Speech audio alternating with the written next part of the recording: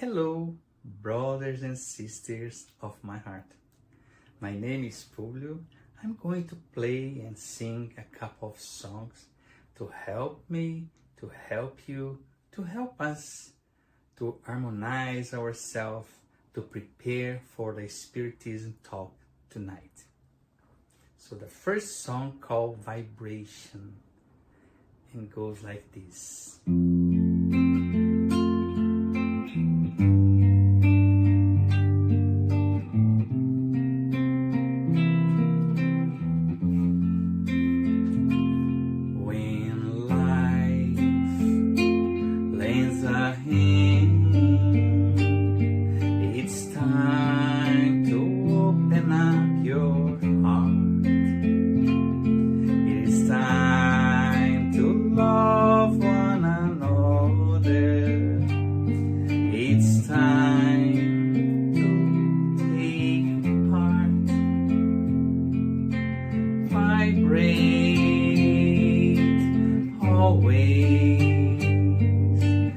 Loving and serving everyone. Vibrate always. Loving and serving everyone. When we give our heart in charity, our lives are transforming into songs. Our dreams become reality, and we join Jesus for eternity. Vibrate always, loving and serving everyone. Vibrate always, loving and serving everyone.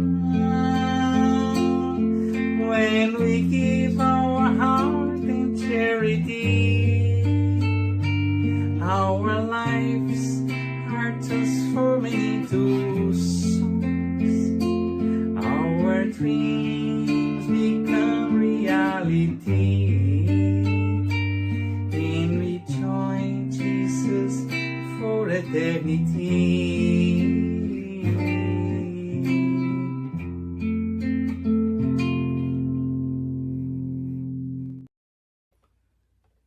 Now, song to Mother Zephyrina.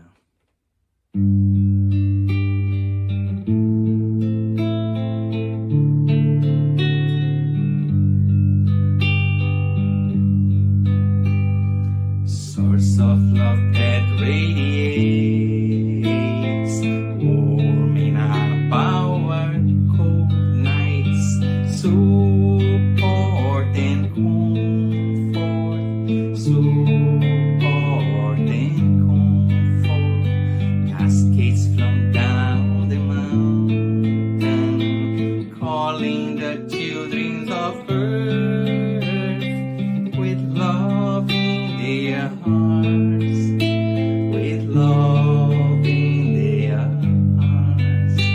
My soul never loses hope, because your love always teaches me the solution lies in hard work.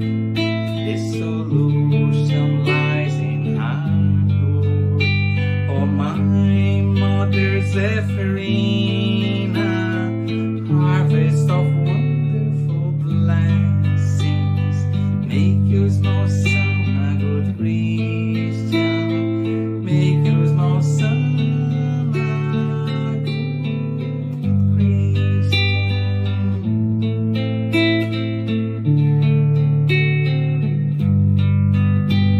Source of love that radiates, warming up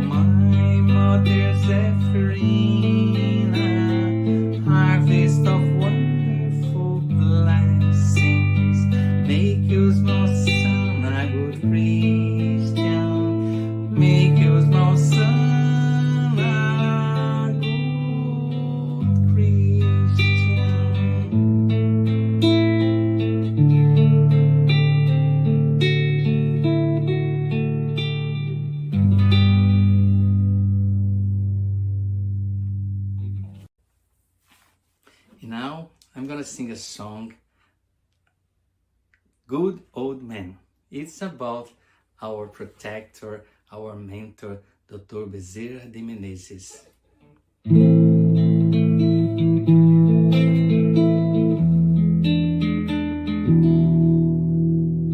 Blue crystal eyes, color of the sky, gray bushy beard, Santa's look alike.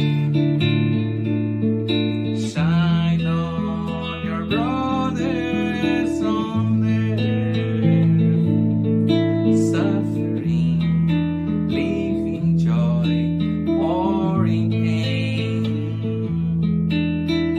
Blue crystal eyes, color of the sky, gray bushy beard, Santa's look alike. Shine on your brothers on earth, suffering, living joy, or in pain. Bezerra de Menezes, Apostle of the Good, receive our praise and also our heart.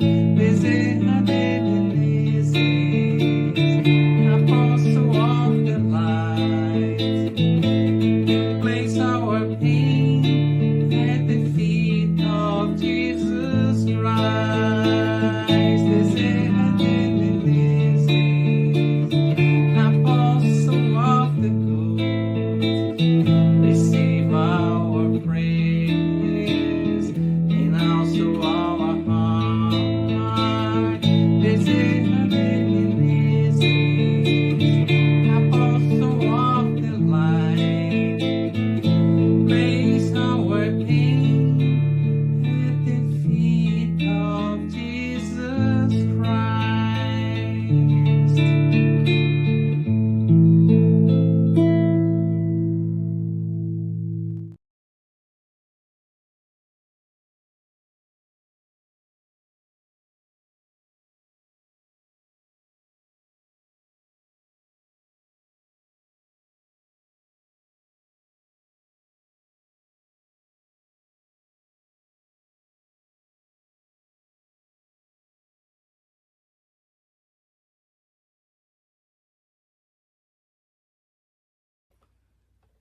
Now, song to Mother Zephyrina.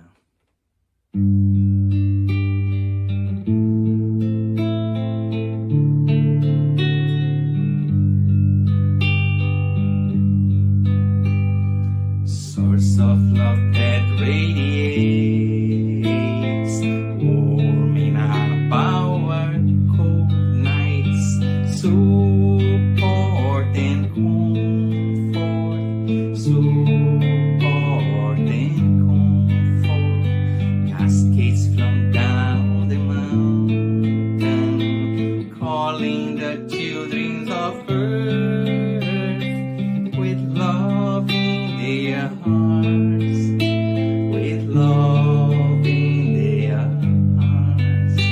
My soul never loses hope, because your love always teaches me the solution lies in hard work. The solution lies in hard work.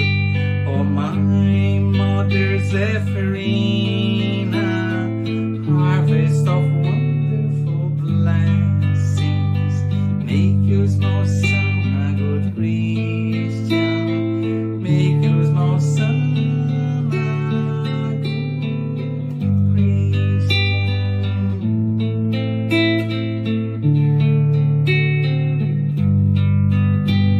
Source of love in action.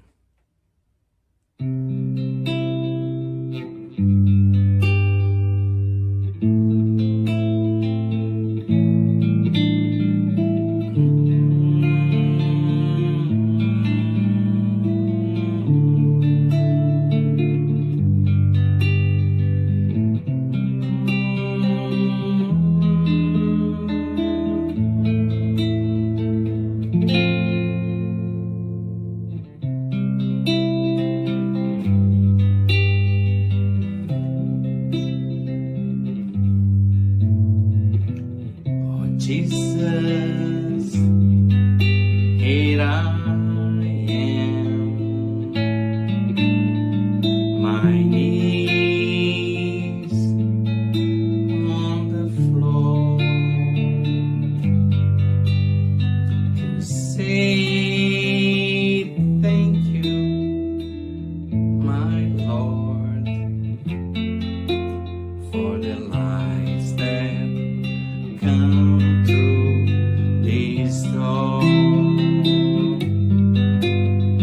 Your love is the key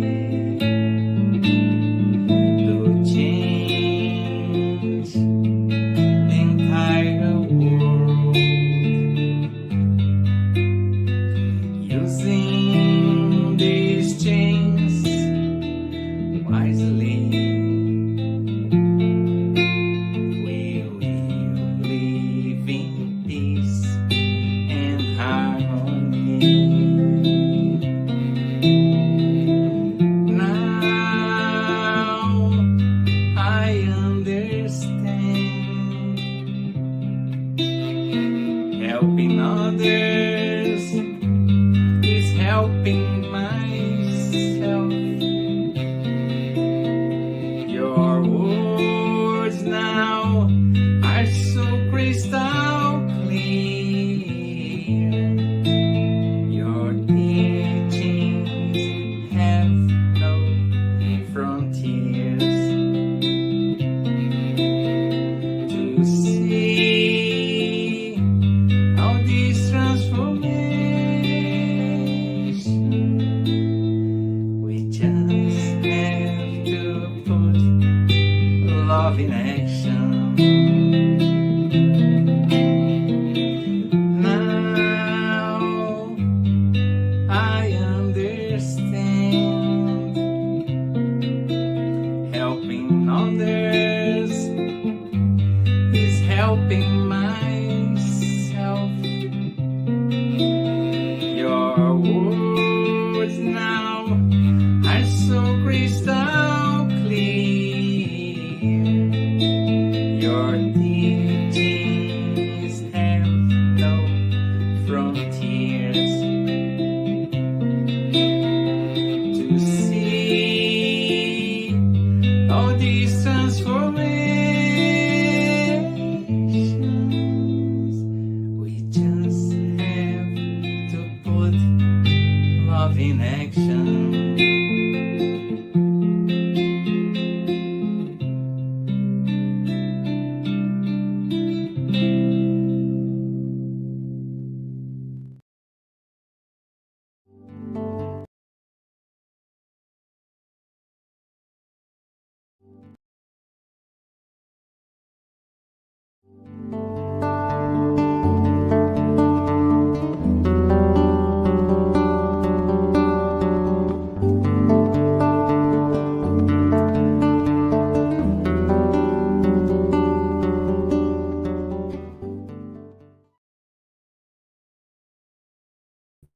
Hello, friends. How is everybody doing today? So, we welcome you to another Tuesday for our public talks, for our Spiritist talks. So, as always, we'll welcome you here, and um, we are so happy that you are here, either if you're right now live with us or if you watch us on demand. As always, we want to give you a few tips on how you can enjoy this time together better, and also about the format of our meeting. So we ask that you turn off your phone notifications, find a quiet place if you can, and just set this time aside for you, your spirit, and the gospel of Jesus Christ. So, our meeting has more or less 30 minutes presentations with some question and answer. And at the end, we have our spiritual care. So, if you have any questions, please put on the chat.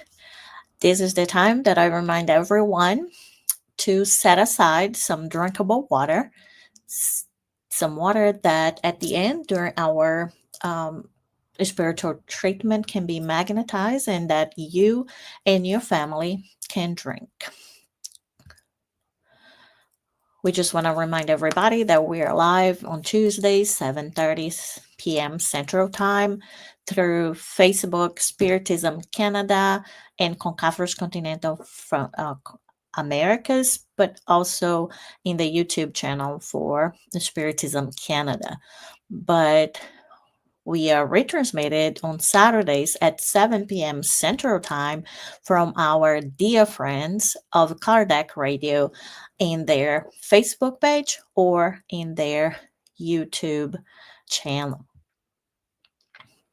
If you like Spiritism, if you're curious about Spiritism and you would like to know more, we have the course just for you. There is our introductory course to Spiritism called Get to Know Spiritism. So during the fall, we have this course. It's free, it's online, and it's every Saturday at 5:15 Eastern Time, so 4:15 Central Time, and the registration link is there. You are welcome to join us. The this cohort of students started, um, in August, but you still can join us. So just send us some questions too, but we would love to have you in this free online Spiritist course where you can learn a little bit more. We also offer Gospel at Home. So the Gospel at Home is a practice where every week at a specific date at a specific time, you and your family, or if you live by yourself, or if your family members have other religious affiliations, you can do by yourself. You actually pray, for your family, for your home. Um, so you read a little bit of the gospel and discuss it in, how does that apply for you? And you pray in family. It has a lot of benefits. So, if you want to get started, we can help you with that and we can help you, get started and maintain that habit. And that will be a pleasure for us to do that for you. Just send, any comments on the chat or contact us, and we'll be happy to help you with that. As always, we like to remind you too that we have our vibration book or our prayer book. This is an online book. It's confidential where you can put your name or the names of people that you would like that we pray for. We have a group of volunteers that pray for them and, asking for the assistance of the good spirit. So you can put any names, as many names as you would like, in that book, and the link will be in the chat. And it can be incarnate or discarnate. All right, so today the talk is the greatest commandment. So we are starting today chapter 11 from the Gospel according to Spiritism, and the title of that chapter is Loving One's Neighbor as Oneself, and we are going to talk about items 1 to 7 today. So remember that your comments and questions are welcome. We're really happy when, we see new friends or old friends, in the comments here participating with us. So just send them and we'll address them at the end. Today we're doing something different. So we are trying. So I did all the announcements in the beginning, and I am the one today talking to you too. So brace yourselves. Maybe you're going to get extra merit today for listening to me more than usually. If you don't like it, don't worry. Next week, it will be a different rotation so you don't get stuck with me all the time. But, it is a pleasure for me to be here. So, like always, we start with a prayer, and I invite you to join me in our opening prayer. So let's close our eyes, thanking God for this moment, for that little light that shines, that goes towards the good that already shines inside each one of us. Thanking Jesus for his company, his counsel, his blessings, his guidance in this path to a better version of ourselves, thanking him that according to the plan of the Almighty, even the little lights, they are also important. They make a big part and they can contribute to with the greater good. So thank you, Father, for that opportunity to be co-creators of good and of betterment of ourselves and our environments with you.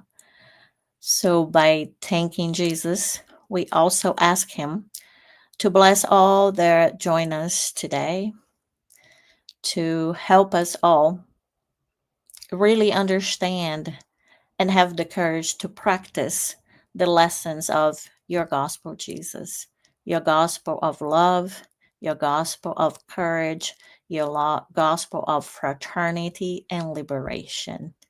Thank you for all and for everyone and for everything. We thank you. And so be it. All right. So now I am going to share my slides with you guys. And we will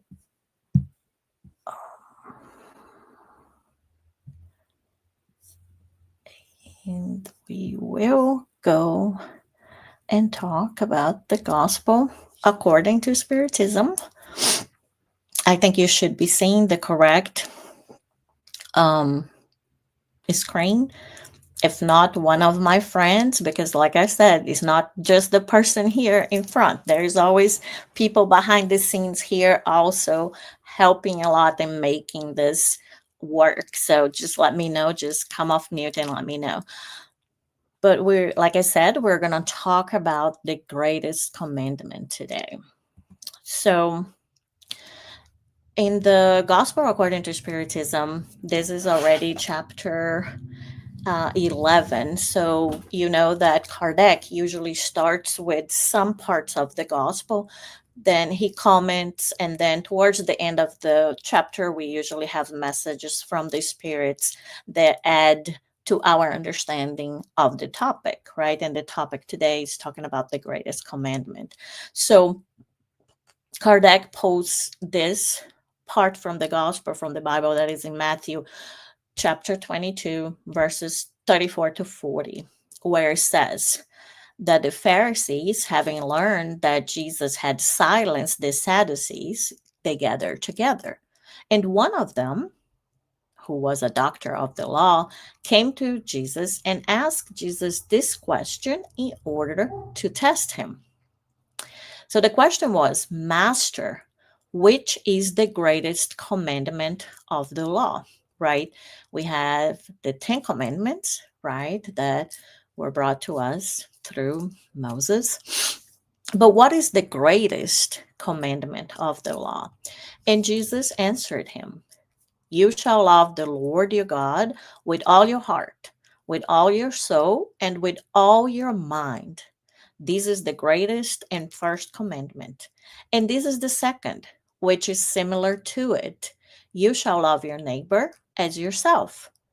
All the law and the prophets are contained in these two commandments. So if we get ourselves thinking, oh my gosh, 10 commandments, so many lessons Jesus sent to us.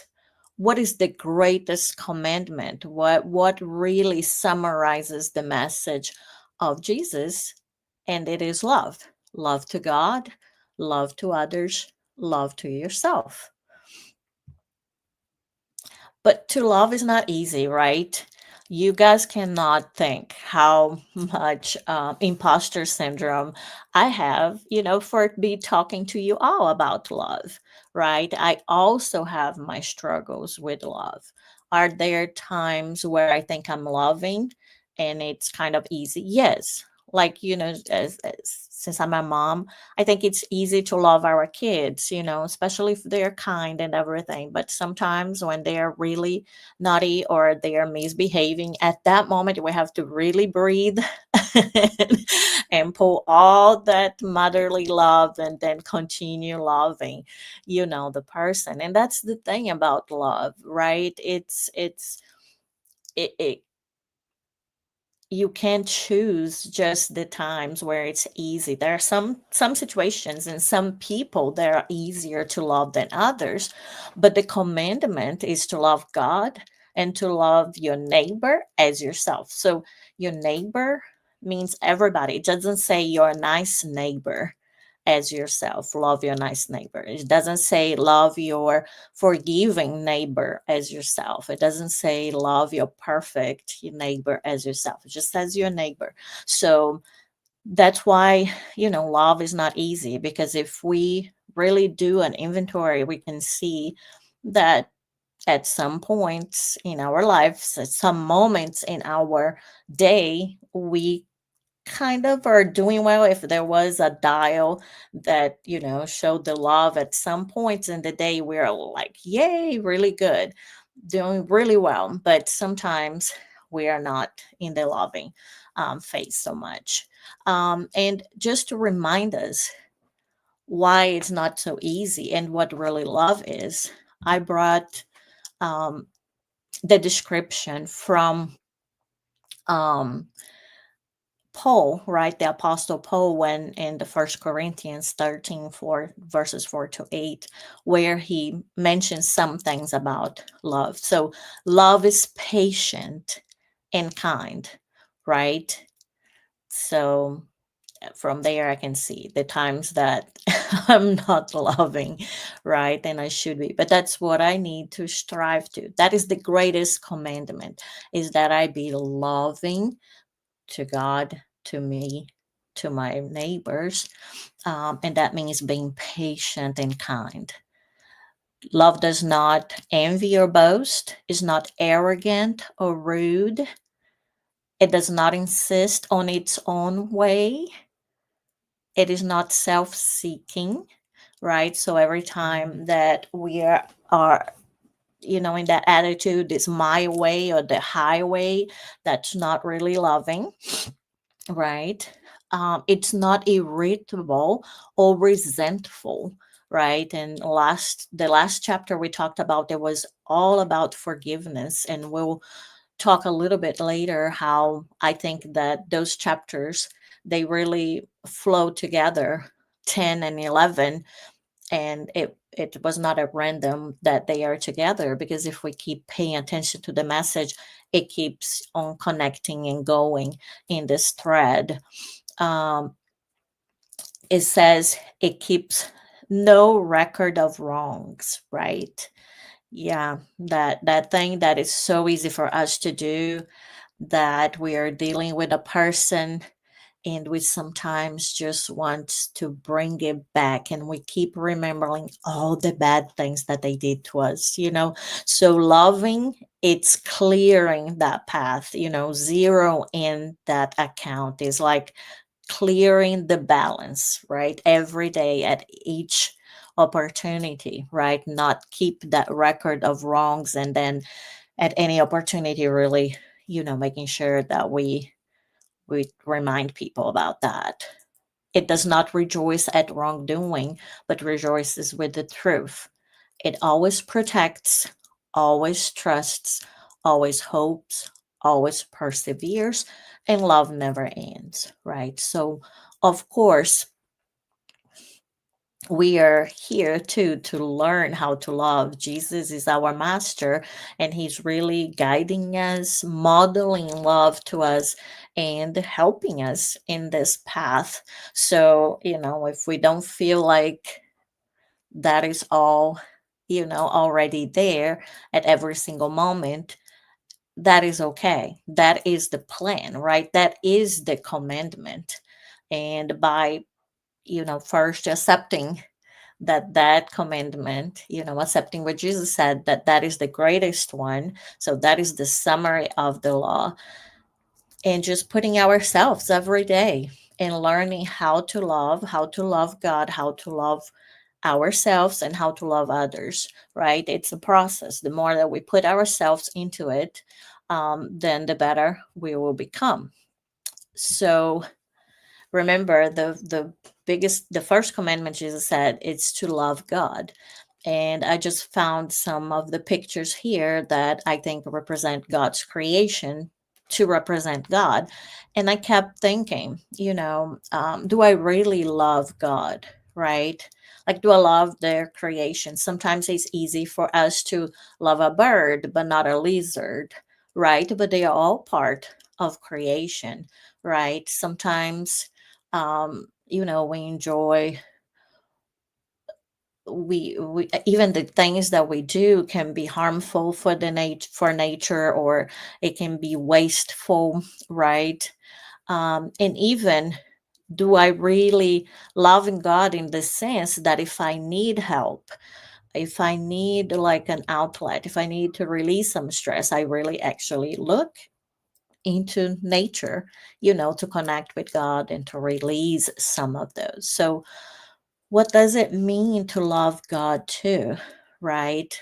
Is to love God to spend my whole life, or most of my better hours, the most valuable or the most precious hours of my day, actually just seeking material things, not taking care of myself, right? Not praying, not connecting with God is really loving God, or it's not. So, do I need to adjust some things in that relationship too? And remember, the commandment, right? The first one is to love God. And Jesus said that the second, that is also important. And those two summarize the whole law and the prophets. It's to love your neighbor as yourself. But who is my neighbor? Right? So when I think about my plans of becoming more loving, do I include everyone? Do I include all my neighbors?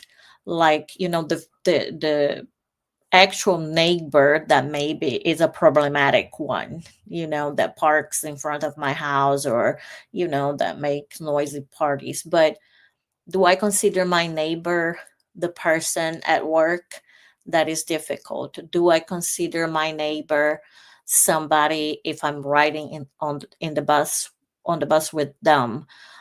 Do I consider my neighbor somebody who knocks at my door? Do I consider my neighbor somebody who is calling, or who I, need to talk and to solve a problem or to do some kind of business? Who is my neighbor, right? So all my neighborhood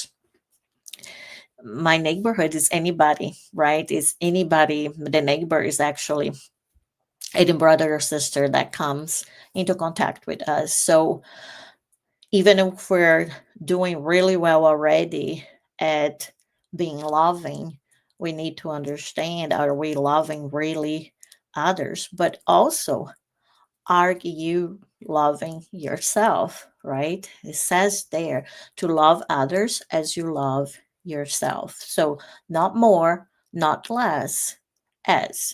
So, love God above all things. So, once you take that part, everything else falls into the right place. It's not love money more than God. It's not love more my job than God. Not love my mother or my spouse. It's love God above everything. And then my neighbor as myself, right? Then we're all on that same level. So we have to remember to love ourselves too.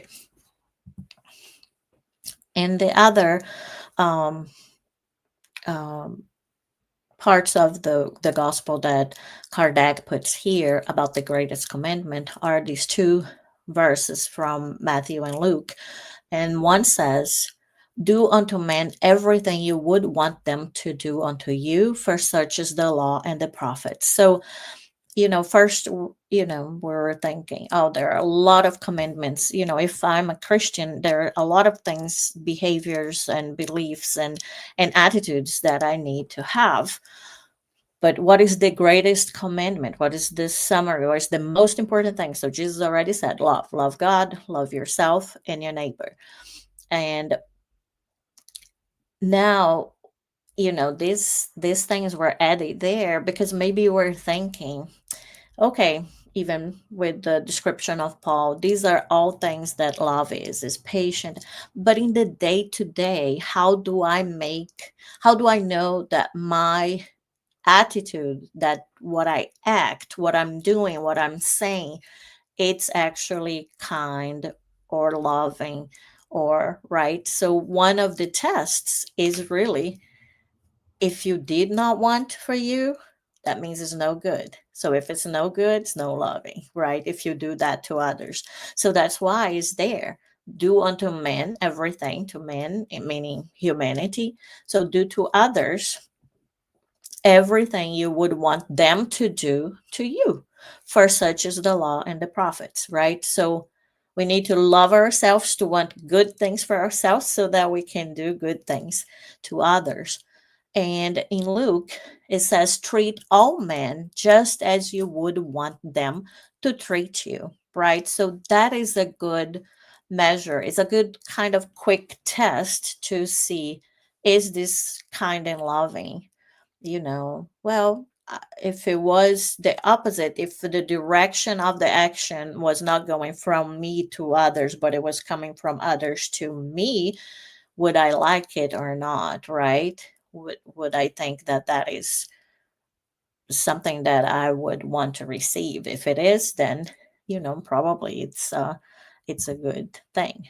So basically, the key is to do to others what I would like to be done to myself, right? So, like we said last week, too important to know ourselves to forgive, because if we know ourselves, then we know that we could be in that same, we could have done that same thing that person did to us, that now we need to forgive, or even worse. But in the love, remember, I need to love, know who I am, and what I like and why I like those things. So it's really knowing myself too, so that I can love myself, and then in that way I want good things for me and for others too. But it's that same concept of putting yourself in the shoes of others, right? When it's time to really consider what really is going on. So if we can put ourselves in the shoes of the other person and see the situation from their perspective, so it's a more complete view than just from our side. And there are a lot of Bible verses in this chapter. And one of them was, it's about this parable, right? That Jesus said, and this is in Matthew 18, chapter 18, um, verses 23 to 35. So it talks about, this parable. So it says that Jesus is saying that the kingdom of heaven is just like a king. And this king want to settle accounts with his servants. So there were some servants that owned him some money or some talents, and he wanted them to pay. So, and begun to do so, the one who owned him 10,000 talents was presented to him. So he wanted to settle all the accounts. He said, okay, everybody who owns me money, come forward, right? So this first one owned 10,000 talents. But this person did not have the means to repay. So the master ordered him, his wife, his children, and everything he owned to be sold in order to satisfy the debt. So that it was something that it was really common practice, at that time. Oh, you don't have money, we need to sell everything, including, your children and your wife, so that you can pay your debt. Then the servant, throwing himself at the feet of the king begged and say, Lord, have a little patience and I'll repay you the full sum. Then the servant's master, right, the was really touched with compassion and allowed him to go and forgave his debt, right? However, having barely left, this servant, the one who was just forgiven for a big sum, met one of his fellow servants who owed him 100 denarii, right? So 10,000 talents versus 100 denarii. And he said to this other guy, pay me what you own. His fellow servant did just like he did and threw himself at his feet and begged him, saying, have a little patience and I will repay you the full sum. But the other did not want to listen to him, and upon leaving, had him put in prison to be kept there until he paid what he owned. When his other fellow servants saw what happened, they were extremely upset and they went to talk to the master and tell everything, right? They were like, yeah, you forgave him. And he went and put somebody else in jail because they own him. Then the master had the first servant brought to him and said, you evil servant, I exempt you from all that you own me because you begged me. Thus, should you not also have had mercy on your fellow servant, just as had mercy on you? And the master, enraged, uh, sorry, I think I stopped sharing. Can you still see the slides? All right. So, um, and the master that was enraged handed him over to the jailers until he paid everything he owned. So then Jesus says at the end of that parable, it is thus that my Father who is in heaven will treat you if from the bottom of your heart you do not forgive your brothers from the wrongs he has committed against you.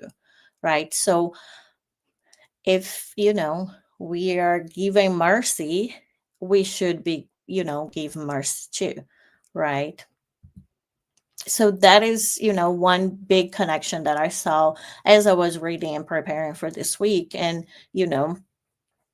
remembering the chapter from that last week, that love and forgiveness, right, go hand in hand too. So forgiveness is an act of love, right? It's being not revengeful, it's not being unkind.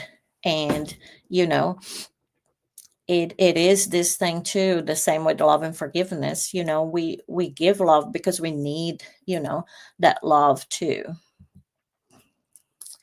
And then the last part here, so we're in section 4, is the part where Kardec actually explains, right, the meaning of these passages. So he says that to love your neighbor as yourself, to do unto others as you would have them do unto you, expresses the most complete form of charity, because it summarizes all man's obligation towards his fellow men. We can find no guide to take as an example that is more guaranteed in this respect than we should do to others what we would have them do to us. What right have we to demand that people behave in any matter, that people be more benevolent and more devoted to us than we are to them, right? So it's all about us, right? We have the responsibility and we would have the merit too of becoming a better person. I cannot expect others to have the behavior. I need to model that behavior, right? So it says that the practice of these maxims leads to the destruction of selfishness. And when everyone has been adopted this, to love your neighbor as yourself, as a rule of conduct, and as the base of all institutions, then man will understand true fraternity and so make it possible for peace and justice to reign on this planet, right? At that point, if you can love your neighbor as yourself, there will be no more hate nor dissensions, but only union, concordance, and mutual benevolence, right? So remembering that one of the laws, right, the divine laws, is the law of justice, love, and charity. So love, charity, justice, right, all together. So in looking at this, I went to the Spiritist book and got a little bit more about, you know, charity and love. And sometimes in some texts, they even are kind of, sometimes love is translated as charity, and vice versa. But in Spiritism, it's kind of okay because we really think about the law of justice being also the law of love and charity, right? So in this question, in the Spirit's book, question 886, Kardec asked the spirits, what is the true meaning of the word charity as used by Jesus? And the spirit says that it's benevolence for everyone, indulgence towards the imperfections of others, and forgiveness of offenses. So, really completing here in the answer, they say that love and charity complement the law of justice, since loving your neighbor is to do to them all the good in your power, all that we would wish to have done to ourselves. This is the meaning behind the Jesus words that you shall love your neighbor as yourself, right? And according to Jesus, the spirits, they remind us that charity is not restricted just to giving alms, but covers all our relations with the fellow human beings, whether inferior to us, equal, or superior. And that can be, we can plug it in the inferior, we can plug it in less power, right? Or less education, less money, less age, whatever we want to do. So it really preaches indulgence on our part because we need the same ourselves, and it forbids us from humiliating the unfortunate as it's, too often done. Um, the last part, sections 5, 6, and 7 that we're going to discuss today is talking about render unto Caesar what is Caesar's. So this is another passage, and this is in Matthew and in Mark, in both of the Gospels. And it's that passage where it says that they then went the Pharisees who took counsel how they might entangle him and in his talk. So they are kind of setting a trap to Jesus, right? And they sent out unto Jesus, their disciples with the Herodians, say, Master, we know that you are the truth, the God in truth. Actually, I'm going to read it here. In my slides is a different translation from the Bible, but the new international version is a little bit easier for us to understand. So then they ask, Master, we know that you are truthful and that you teach the way of God through the truth, without regard for whomever one might be, because you do not take into consideration men's positions. So tell us your opinion on this. Is it permissible for us to pay taxes to Caesar or not? Jesus, however, knowing their malice, said to them, You hypocrites, why are you testing me? Show me the coin you use for the tax. And having presented uh, him with a denarius, Jesus said to them, Whose image is an inscription is this? Caesar's, they said to him. Then Jesus answered them, Then render unto Caesar what is Caesar's, and to God what is God's. Having heard him speak like that, they marveled at his response, and leaving him, they went away. Right? So they were not expecting that answer. Um, and Kardec starts to explain to us that that question was motivated by the facts that the Jewish at that time, they really did not like the tribute or the taxes that were imposed on them by the Romans, right? So then they were wanted, to see what Jesus would say, in terms of that. So this payment of these taxes was a point of irritation at this point, right? So um, they were asking Jesus basically, is it licit for us to pay or not to pay this tribute to Caesar, right? There had been a trap set by this question, because those who had put it expected Jesus to say something against the Roman authority or the dissent Jews. But Jesus, actually, who understood their malice, got around this difficulty. He got around that and gave them a lesson in justice by saying that to each one should be giving what was due to them. So, the greatest command is to love a God above all things. But we need to be thinking, what is Caesar's and what is God, right? We do live in a society, so we need to follow the civil laws too, right? God's laws, but civil laws too. And most of the time, in most places, they say, you shall not kill. So it's in both laws. Um, but in many aspects, God's law, it asks us to do a little bit more than society already has in their law, because God's justice is much more comprehensive and much more powerful, right? But we need to know, it's not for us to abstract and just spend the whole day praying and just doing the good. Sometimes that's not possible. If that's possible for you, just to live this kind of life, then that's great. But we really need to have a balance, right?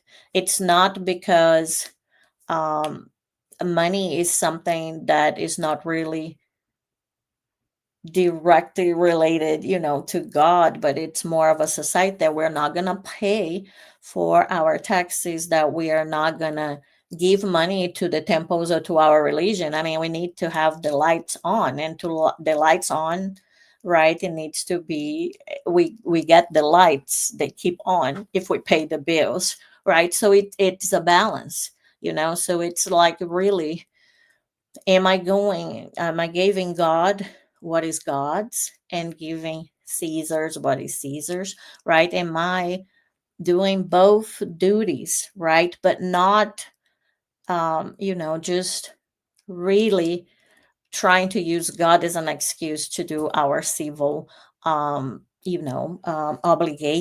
right? And remember, our civil obligations, most of the time, if we have to contribute with our work to society, with our money to society, that's a way to also help the most vulnerable, right, in the society. So it's a way to share and to be loving with others too. So it's just a balance. So I think when I got to this point, I was just thinking, it's what is really Caesar's and what is God, and how am I spending my time, my talents, my everything that I have, all the good things that I have. Well, how am I spending between those two sides of life? um and Kardec really, um, on this last item, and I'm almost done. You guys know I talk a lot, but I'm trying to be cognizant of the time. He explains, right, for us to be careful, we should not understand the words give to Caesar's what belongs to Caesar in a very restrictive and absolute manner, right? With everything that Jesus taught, this is a general principle that has been summarized into a practical and more customary form. and taking from a certain circumstances. So the principle is the consequence of the one in which we should do to others as we would have them do to us. It condemns every kind of moral of material damage which might be caused to another, as well as all disregard of their interest. It prescribes respect for the rights of each person, as each one desires that they be respected. So this maxim, right, and these words, give to Caesar what belongs to Caesar, or render unto Caesar's what is Caesar's, it extends as well to the fulfillment of our obligations towards our family, towards society, and towards authority, just as much as for individuals in general, right? So this was just the beginning of the chapter. We are in chapter 11 again, loving one's neighbor as oneself. And we just cover items 1 to 7, but we have many more, much more to come with this chapter. Let me see if I can stop sharing. There we go. So let me see here if we have any questions or any comments. I don't see any. So because of the time, we can go straight to our next part of this time here tonight. I really hope you enjoy. I really recommend you reading the whole chapter. We usually in our chats we put the link for the PDF of the book where you can read the chapter for yourself and have your own insights and reflections on that too.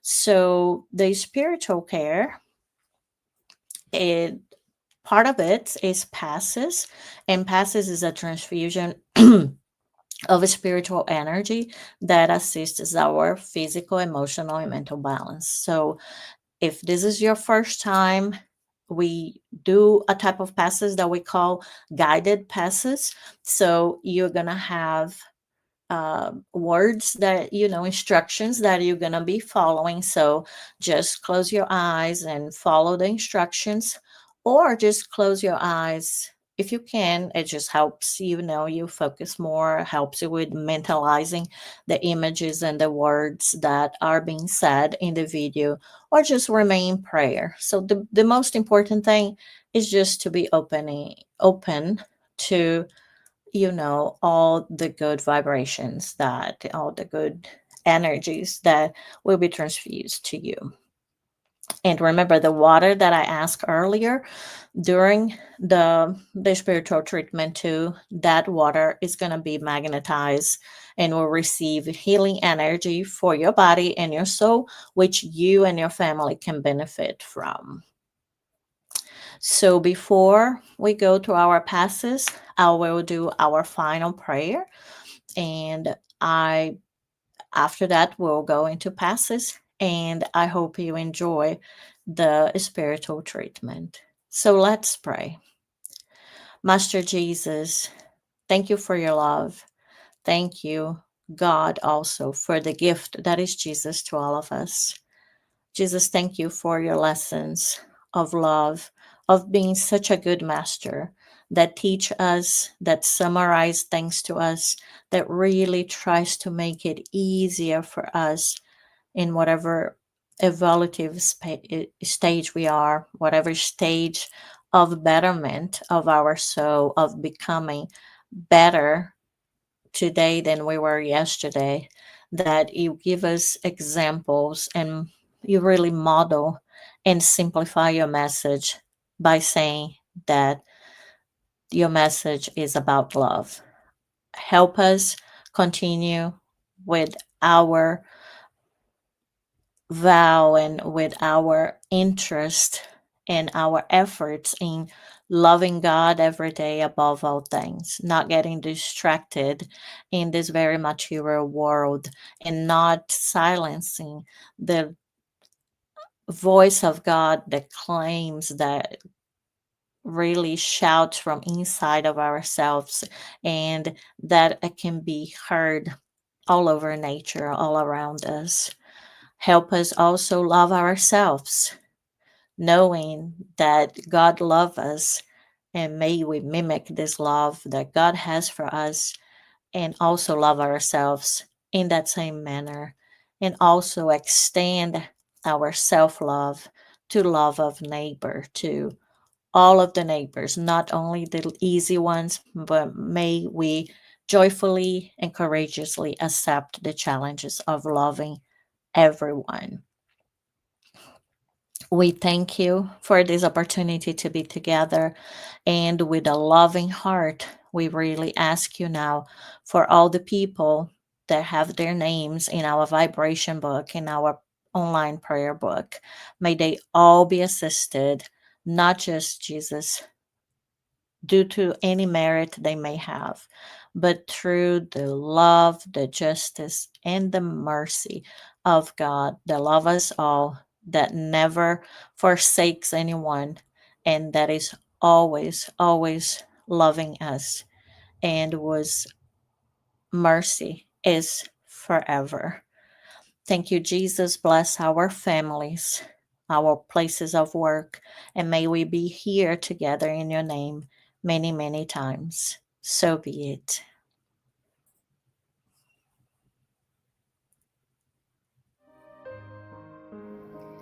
Let's get ready for the pass and water fluidification. Please get a container with clean water to be fluidified. Brothers and sisters, it does not matter where you are, what type of hardships you are going through.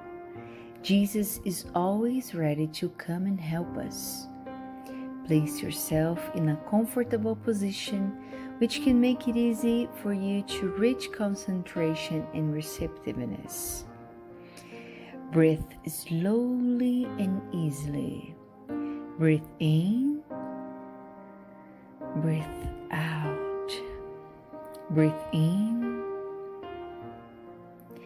breathe out. Fill up your lungs with air and let it out very slowly. Let tranquility and peace energies penetrate your lungs and move throughout your body. Your soul in harmony with your body feels easy and in peace. Let's imagine Jesus' passage. A clear day, the sun's golden rays illuminate the happy passage in Capharnaum. A lot of white houses, multicolored vines, and hopping birds fill the landscape with optimism. The news about cures attracted the crowd in need. Suddenly, Jesus appears slim and handsome. His tunic was hanging down to his feet. At sunset, all those with sick people hit by several illnesses would bring them, and as he placed his hands over each one, he would heal them. This is what Luke the evangelist says. Let's imagine Jesus approaching you. He holds his friendly hands over our head. Notice that from his generous hands, a waterfall with clear and pure water originated from his love come to bathe you. It flows on your head, goes down your shoulders, bathe all your being, and brings you peace, serenity, and balance. They remove all impurities and pacify you. Feel the water bathing you, cleaning. Breathe. Now, imagine Jesus as a sun before you.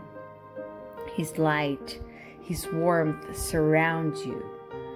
Feel the healing energy that comes from Jesus towards you. He hears your prayers. Trust Him. His love is endless and it follows you and protects you. It provides you with everything you need. Have faith. Absorb the healing energy from Jesus. His light surrounds you. Feel the energy going through all your body. Feel stronger and in peace. Lord Jesus, our divine friend, reach out your generous hands, Lord, and change this water into medicine for our physical and spiritual illnesses. Protect us, Jesus, with your peace. Spread those vibrations of love throughout my home, Lord. May peace, health, and tranquility reign here. We are very grateful to you, Jesus. Stay with us today and forever. Thank God. Please remember to use the fluidified water.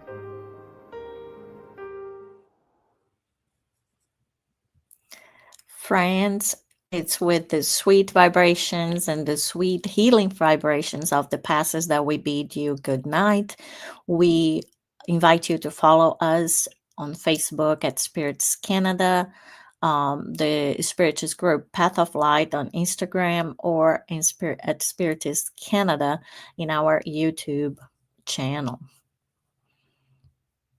Thank you so much, and we'll see you next week. May God bless you. Bye-bye.